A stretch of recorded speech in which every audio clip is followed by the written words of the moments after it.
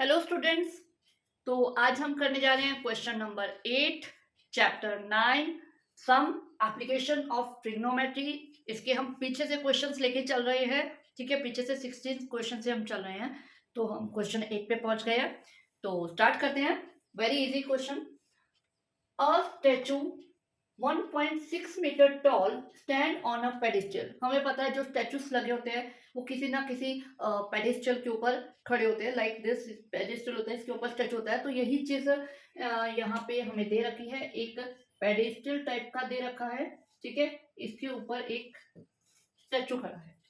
Okay, और हमें इस स्टैचू की जो हाइट है वो 1.6 मीटर दे रखी है। ओके, और and from a point on the ground, मतलब ग्राउंड पे कोई एक पॉइंट है। The angle of elevation of the top of the statue, statue के टॉप का एंगल ऑफ एलिवेशन है ग्राउंड के किसी पॉइंट से। तो हम इस तरह से लेते हैं, यहाँ पे हम इस पॉइंट को मानते हैं, यहाँ से हम पूरा फुट लेंगे। तो इसका जो टॉप का एंगल है वो हमें क्या दे रखा है, वो हमें 60 डिग्री दे रखा है। एक सेकेंड, वो हमें 60 डिग्री दे रखा है। Okay, and the end from the same point, यानी इसी पॉइंट से, इसे हम ए मान लेते हैं, इसी पॉइंट से the angle of elevation of the top of the pedestal, pedestal का टॉप जो है, पेडिस्टियल का टॉप ये है। तो इसका जो एंगल ऑफ एलिवेशन है सेम पॉइंट से वो 45 डिग्री दे रखा है। Okay, find the height of pedestal, यानी कि आपको ये जो हाइट है ये फाइंड करनी है। क्लियर, समझ आ गया?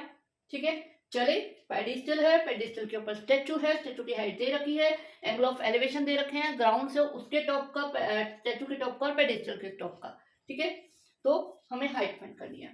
तो क्या आएगा सबसे पहले, हाइट ऑफ स्टैचू,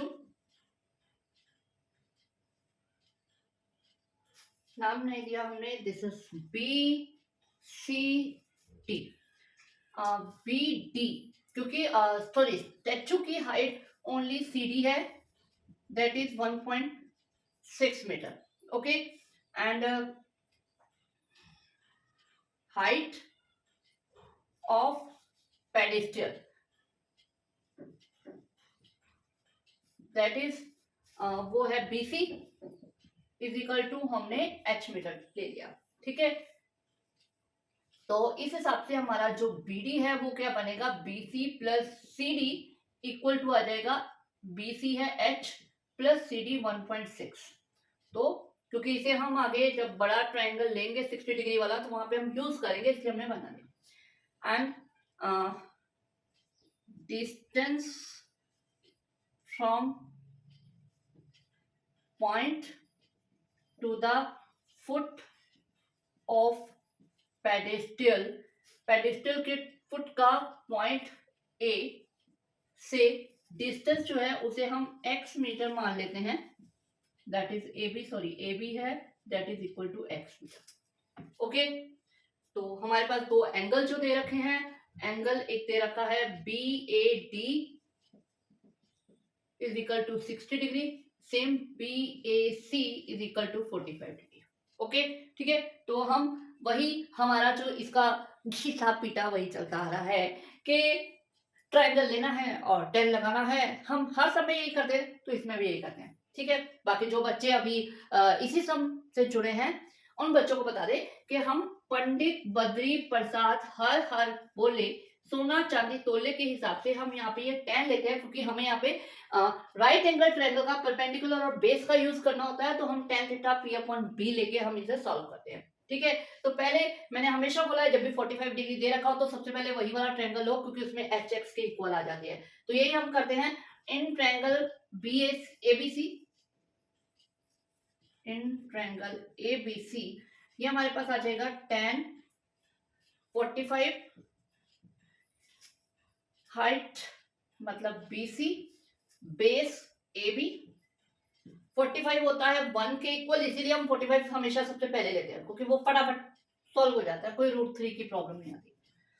तो ये आ जाएगा h अपॉन x, इसके अपॉन 1 लिया, क्रॉस मल्टीप्लाई किया, तो हमारे पास क्या आ जाएगा, x is equal to h।